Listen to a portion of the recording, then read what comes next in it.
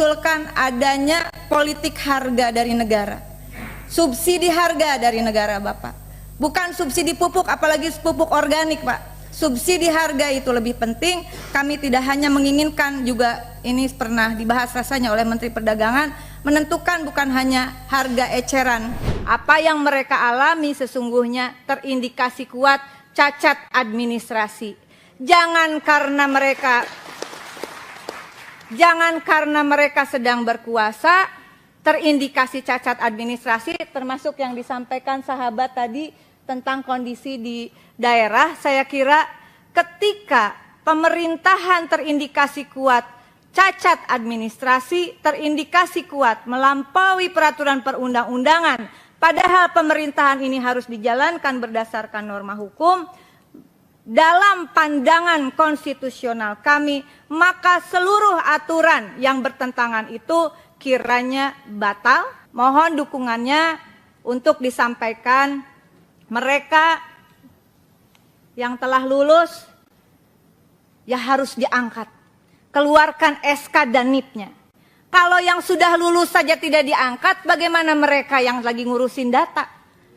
Saya kira ini langkah konkret. Sekali lagi terima kasih pimpinan, dan mohon maaf kalau saya harus mengatakan ketika pemerintahan terindikasi kuat melakukan maladministrasi dan cacat hukum prosedural, maka rakyat jangan dikorbankan. Senilai kurang lebih 1 triliun termasuk juga dana tapera. Mendesak pemerintah untuk membayarkan dana Bapetarum PNS Tapera kepada peserta yang telah pensiun atau ahli waris peserta yang telah meninggal. Dan terakhir, mendesak pemerintah membenahi carut-marut tata kelola BP Tapera, dan sebelum itu semua dibenahi, pimpinan izin, saya menyatakan mendukung untuk pembatalan dan penundaan Peraturan Pemerintah Nomor 25 Tahun 2020, Junto Peraturan Pemerintah Nomor 21 Tahun 2024 tentang perubahan atas Peraturan Pemerintah Nomor 25 Tahun 2020 tentang tabungan perumahan rakyat. Demikian pimpinan, terima kasih atas waktunya. Di beberapa negara Starlink sudah ditolak, bahkan China sampai mengirimkan surat kepada PBB. Dan saya yakin kita semua paham, Indonesia adalah negara hukum, Pak. Semua entitas yang masuk ke Indonesia harus berdasarkan hukum yang berlaku di Indonesia. Pertanyaan saya pada pertemuan sebelumnya adalah, apa dasar hukum boleh beroperasinya Starlink, ya? Dan Starlink patuh pada hukum mana, Indonesia atau bukan?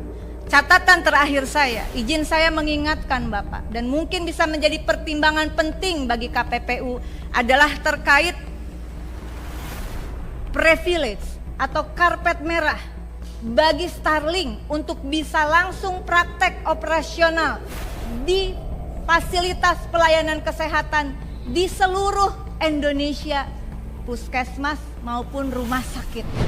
Izin kami mengingatkan, isu kesehatan bukan soal isu rakyat sakit saja, tetapi COVID-19 mengajarkan kepada kita bahwa sudah saatnya perspektif kita bersama, isu kesehatan bagian dari pertahanan dan keamanan negara.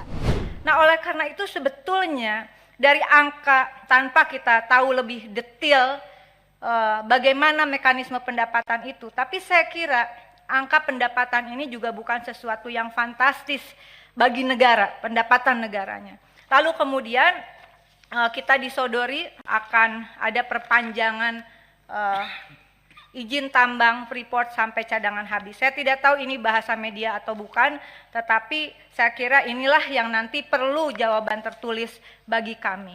Lalu kemudian Bapak Ibu, saya ingin mempertanyakan juga tadi soal denda yang sudah disampaikan oleh Pak Ketua, itu juga mohon nanti dijawab dengan tertulis. Programnya adalah jaminan kecelakaan kerja, tabungan hari tua, dan jaminan kematian. Dan ini adalah uang mereka yang bekerja pada negara yang dipotong gajinya. Saya akan terus mengejar kasus ini Pak Erik, ya. Mudah-mudahan kita bisa berkolaborasi seperti kita mengungkap kasus Jiwasraya dan Asabri. Jangan Pak, potongan upah orang yang bekerja, dari keringat orang yang bekerja, ditinjau dari hukum sudah pasti salah, ditinjau dari sudut agama manapun saya kira tidak ada yang membenarkan. Bayangkan orang dipotong gajinya tiap bulan, tahu-tahu uangnya raib. Bapak disampaikan tadi ada sekitar 762,82 miliar uang yang investasinya nggak jelas, Pak. Investasinya, lalu kemudian orang mengatakan, beberapa pejabat negara mengatakan, tenang, dana pensiun aman. Jadi pertanyaan kita, lalu yang nggak aman itu uang apa? Uang jaminan hari tuanya kah? Uang jaminan kecelakaan kerja? Atau uang apa dari peserta? Karena itu bukan uangnya BUMN, bukan uangnya Kementerian Keuangan, dan bukan uang APBN sesungguhnya. Saya minta bantuan, kita kolaborasi, kita minta dibongkar. Tolong bantu, Pak. Ini uang pensiunan. Waktu itu dikatakan bahwa tadi ada yang menanyakan, siapa yang menentukan investasi di PT Taspen? Bukan Menteri Keuangan, bukannya Kementerian BUMN, tapi Kementerian Keuangan yang menentukan. Oleh karena itu dalam kesempatan terbuka ini, karena saya juga sedang live, KPK kalau memang serius ditelusuri juga ke Kementerian Keuangan. Karena ketentuan investasi THT, tabungan hari tua berupa deposito, obligasi, saham, reksadana, penyertaan langsung dan properti. Koreksi jika saya salah Pak Menteri. Tetapi saya kira di sini ada juga campur tangan dari Kementerian Keuangan untuk investasi mengenai program-program dalam jaminan sosial. Itu mengenai Taspen, Bapak mohon bantuannya.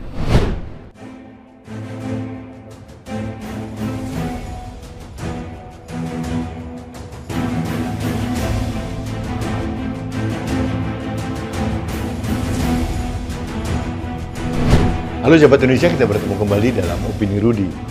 Sahabat Indonesia, saya termasuk orang yang sangat jarang memuji seorang anggota DPR RI. Yang lebih sering saya mengkritisi kinerja teman-teman di DPR RI. Namun kali ini saya sengaja memberikan komplimen atau apresiasi kepada salah satu anggota DPR RI yang menurut saya sangat konsisten untuk menyuarakan aspirasi rakyat. Dan menurut saya sosok ini layak disebut wakil rakyat, yaitu Rieke Diah Pitaloka, si Oneng katanya. Mbak Rieke Diah Pitaloka ini dulu terkenal sebagai Oneng, istri Mat Solar atau Bang Bajuri dalam sinetron komedi situasi Bajai Bajuri. Sangat terkenal.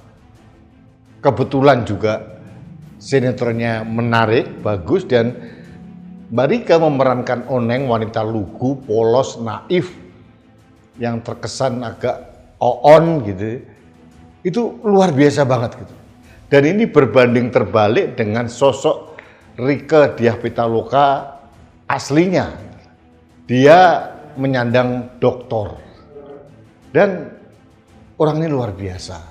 Dulu pernah menjadi politisi PKB, kemudian pindah ke PDI Perjuangan, dan 4 kali berturut-turut terpilih menjadi anggota DPR RI. Pertama masuk jadi anggota DPR tahun 2009 pada saat pemerintahan Presiden SBY. Periode pertama 2009 sampai 2014, periode kedua 2014 sampai 19, periode ketiga 2019 sampai 2024, dan yang terbaru Mbak Rieke terpilih kembali menjadi anggota DPR 2024 sampai 2029 untuk Dapil Jawa Barat. 4 kali berturut-turut dengan perolehan suara yang luar biasa besar untuk ukuran partai PDI Perjuangan di Jawa Barat, karena Jawa Barat ini sering tidak ramah dengan PDI Perjuangan. Rieke Diah Pitaloka itu lahir di Garut tanggal 8 Januari 1974, jadi usianya 50 tahun, tapi kelihatan masih sangat muda, energik, cantik, dan dia benar-benar menjadi figur wakil rakyat yang menyuarakan banyak hal, mulai tapera, bagaimana memperjuangkan tenaga kerja, tenaga honor, kemarin mengkritisi penempatan uang di BUMN, Indofarma, dan banyak hal lagi. Kalau kita lihat di video di depan tadi, itu hanya salah sedikit cuplikan dari bagaimana seorang Rieke Diah Pitaloka gigih memperjuangkan hak rakyat, mengkritisi pemerintah, dan berani bersuara berbeda dengan teman-temannya di anggota DPR. Ini luar biasa menjadi pembeda menurut saya. Jujur saya mengenal beliau secara pribadi meskipun belum akrab, dan saya tidak segan mengatakan bahwa saya salah satu penggemar berat Rieke Diah Pitaloka. Jadi bukan karena kecantikannya, tapi lebih pada bagaimana seorang Rieke Diah Pitaloka ini gigih bersuara menentang ketidakadilan, menentang potensi korupsi yang dilakukan oleh oknum-oknum di pemerintahan maupun berbagai BUMN. Dan Rieke ini adalah sosok wakil rakyat yang sesungguhnya menurut saya. Hanya pertanyaan kecil saya adalah bagaimana dengan anggota DPR yang lain? Ada sosok lain di PDI Perjuangan, anggota DPR juga, Adian Napitupulu, ini sahabat saya. Cuma akhir-akhir ini kurang lantang bersuara. Masalah tapera ini, bayangkan, di dalam sidang paripurna seorang Rieke berani minta untuk mencabut peraturan pemerintah tentang tapera karena memberatkan rakyat. Ini luar biasa. Masalah honorer, tenaga kerja, pekerja migran, dan masalah-masalah yang lain dikritisi oleh seorang Rieke Diah Pitaloka. Saya hanya berharap bahwa akan banyak lahir Rieke Diah Pitaloka, Rieke Diah Pitaloka yang lain di DPR RI. Meskipun saya harus akui, jarang orang yang berani bersuara keras menentang arus seperti Rieke Diah Pitaloka. Jadi opini ini sengaja saya buat untuk memberikan apresiasi dan terima kasih saya sebagai bagian dari rakyat Indonesia atas perjuangan wakil kita, wakil rakyat di DPR RI yang bernama si Oneng Rieke Diah Pitaloka. Mudah-mudahan sekali lagi sosok Rieke ini tetap tegar untuk 5 tahun ke depan menjadi penyuara dari aspirasi rakyat. Rieke ini menjaga marwah DPR RI sebetulnya. Dan saya membayangkan kalau DPR RI tanpa sosok seperti Rieke Diah Pitaloka, apa jadinya? Jadi kami berharap sosok Rieke Diah Pitaloka ini menjadi inspirasi bagi anggota parlemen yang lain untuk berani bersuara. Kadang-kadang bertentangan dengan ketua fraksinya, bertentangan dengan partainya, tapi Rieke Diah Pitaloka tidak pernah bertentangan dengan arus besar rakyat Indonesia. Itu yang terpenting. Karena anggota DPR RI sejatinya adalah wakil rakyat, bukan wakil partai, apalagi kepanjangan dari koalisi pemerintah semata. Jadi terima kasih Mbak Rieke, saya tanpa izin memberikan komplimen kepada Anda, terus berjuang, rakyat Indonesia mendukung sosok Rieke Diah Pitaloka.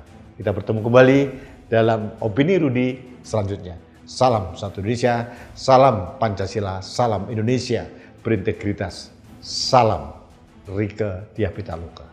Saya Rudi S. Kamar.